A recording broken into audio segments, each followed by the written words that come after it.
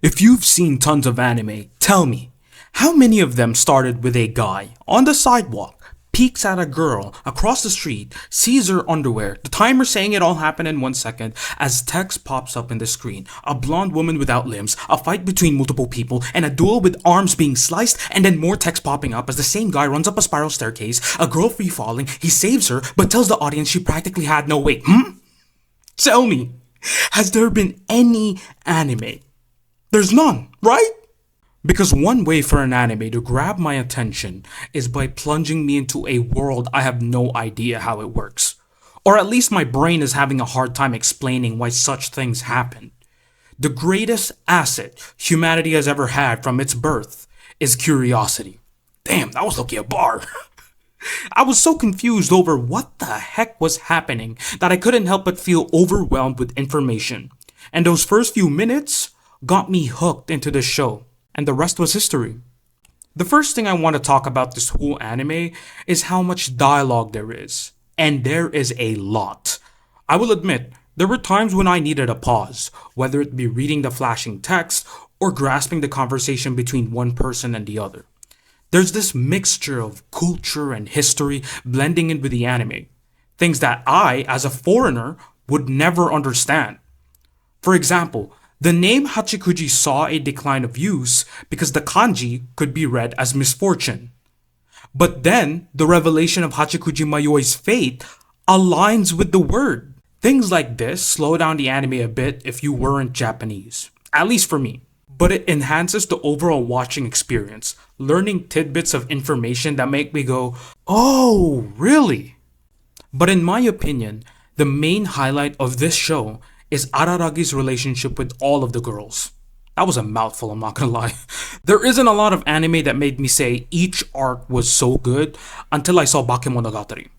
Senjugahara, loved her. Hachikuji, wholesome. Kambaru,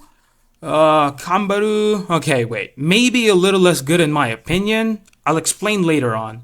Sengoku, loved her. Hanekawa, loved her as well. This is one of the few animes I can confidently say has had such a strong and interesting cast of characters. The dynamic and synergy each one has with the other, or maybe friction and conflict being a main component in their relationship, all played such a vital role in keeping me invested and treating them as if they were real people. And I want to mention how important that is. There are instances when people laugh or take lightly when someone treats these fictional characters as if they were real. But a good story will let its audience feel like so. The importance of believability in a world as unbelievable as Bakemonogatari was executed so well, it makes this show work. And so, let's begin with Senjugahara Hitagi. As I've said, I absolutely loved her. How she initially was this aggressive and dangerous girl sent me warning signals telling me we shouldn't get involved with her. She doesn't like her past being dug up because if you do, she'll threaten you with a box cutter and a stapler. But we also know she barely weighs anything. Isn't that interesting enough for you to learn why? Luckily, Araragi decided to go after her even though she scared him. Unlike that other person who's so obsessed with her but didn't have the balls to do so. Kambaru. And then we really find out what caused her loss of weight and how it ties in with her past trauma. Honestly, her situation was never going to improve. She needed to do something. Her dad pretty much abandoned her by prioritizing his job.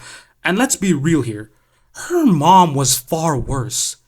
If your best course of action to help your ill daughter was through consulting with cultists for spiritual assurance and then allowing the bastard to harm Senjugahara, excuse me, you have failed absolutely as a parent.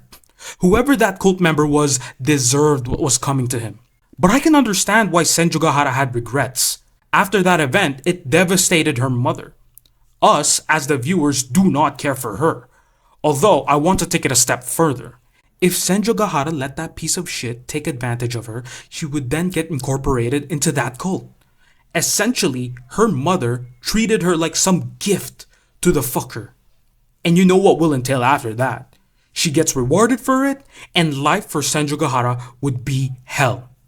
Again, that scum deserved it. But at least the ritual to get her weight back with the help of Oshino and Araragi was successful. This time, she now knows what it means carrying that burden. She said it herself. It felt like cheating. She never moved on, accepted, nor let those emotions sit and process. She threw those thoughts away, not realizing the effect it had on her. She may never get the time or her mother or her home back. But what she still has is the future ahead of her. Because of her mistakes, she met Araragi. This is why I fell in love with this show so quickly. So much nuance and underlying messages.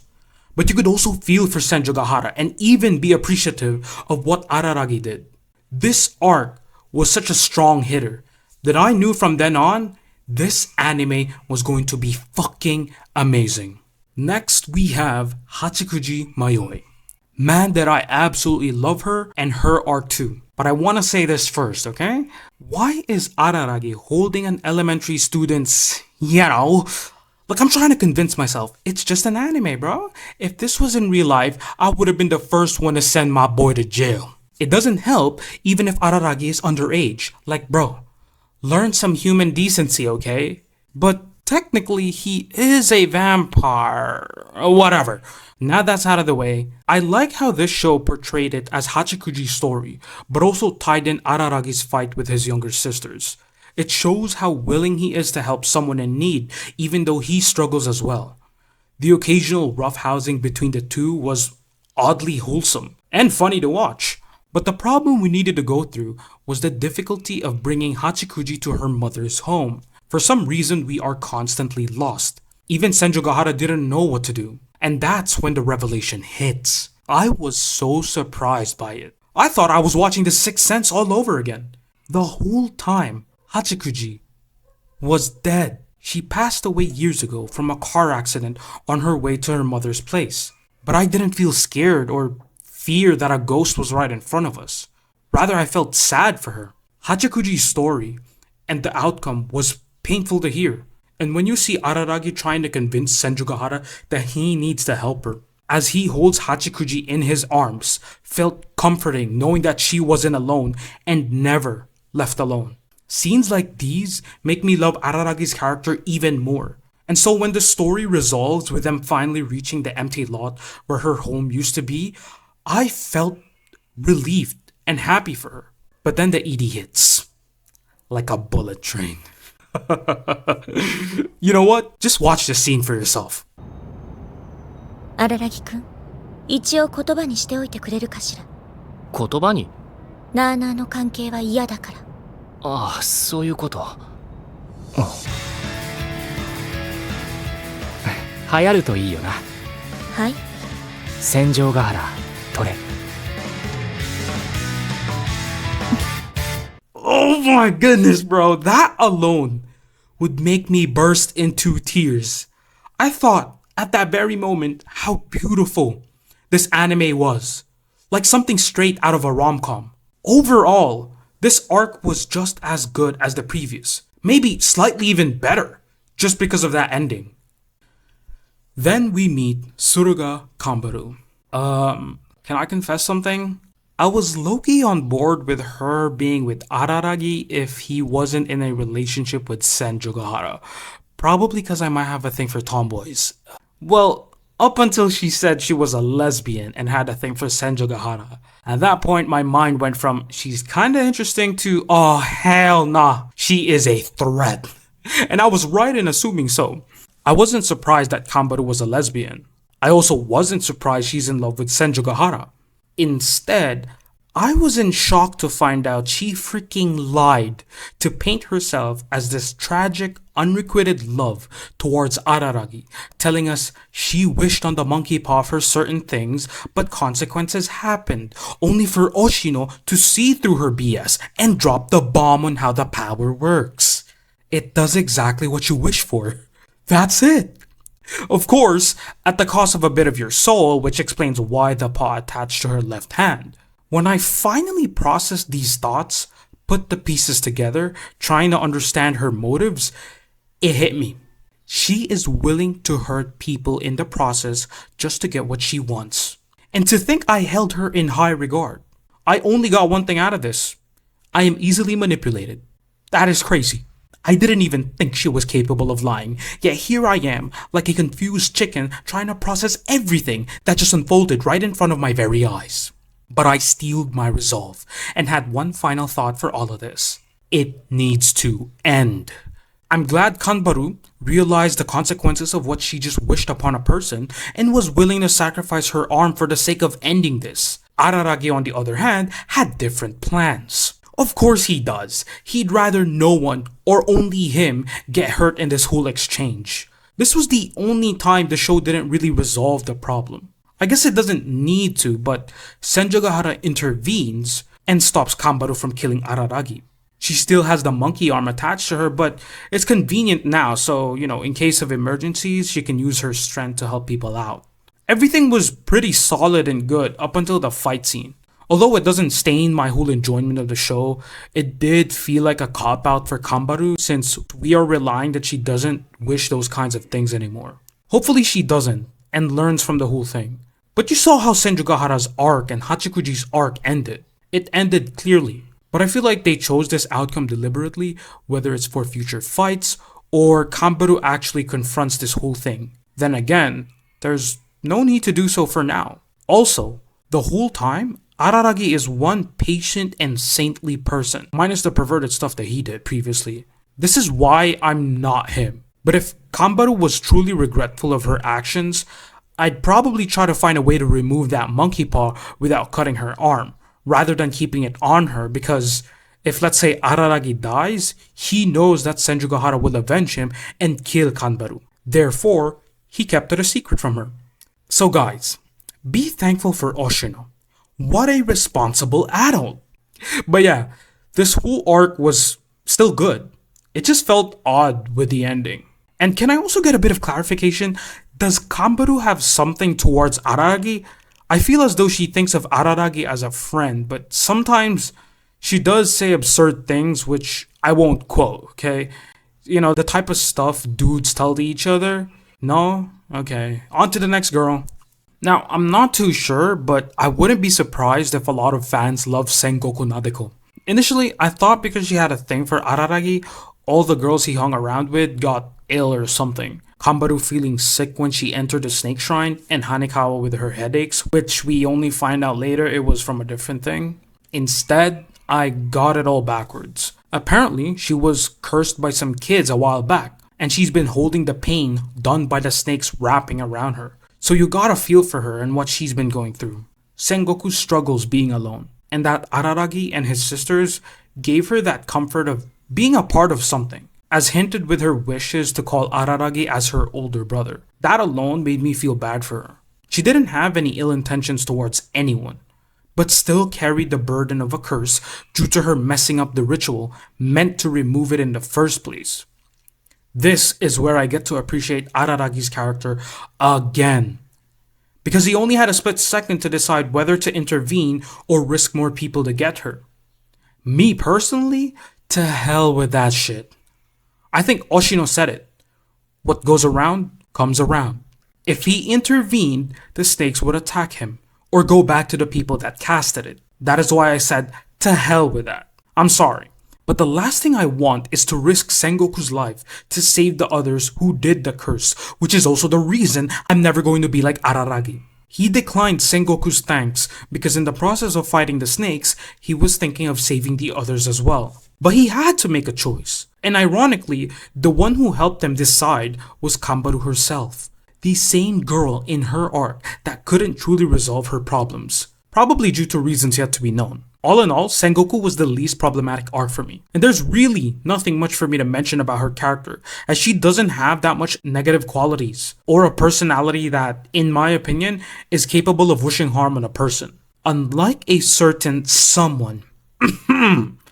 So yeah, I like her as well. Maybe there will come a time she coincidentally meets the people who curse her. Hopefully not. But I do want Araragi to hang around with her more often, or at least as sisters. We wouldn't want to see her languishing alone. At least everyone's taking that step to be with each other more. So yeah, again, another really good arc. even with a bit of a hindrance from the previous one, they bounce back to drop another banger. And finally, we have Hanekawa Tsubasa's arc. Now this one was a little bit longer because we had an intermission before we really dove in her story. Episode 12. Wow, what an episode that was. I liked it so much, I thought I'd be satisfied with the series if it ended there. This was one of the moments Bakemonogatari shows us that a dialogue-heavy anime is capable of being amazing. But that's implying this show was poor in the first place, which is also wrong. It's been absolutely phenomenal. The interaction between Senjugahara and Araragi in the car felt so awkward because her dad was driving. And even us as the audience could feel that tension. I mean, anyone meeting their parents' partner for the first time would most likely be a nervous wreck. So not only was it funny to see, but it genuinely did feel like we were in the car with them. But I don't want to dive too deep with this episode. You have to see for yourself how good this was. And that ending, whew.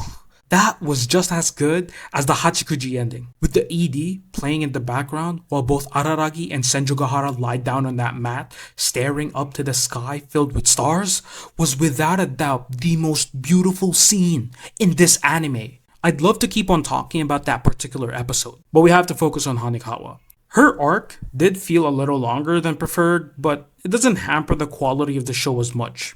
I think the culmination of this story was Black Hanekawa's confession to Araragi that her master, the original Hanekawa, fell in love with him. When she dropped those lines, my jaw dropped along with it. It wasn't impossible that she had feelings for him. I just needed some confirmation.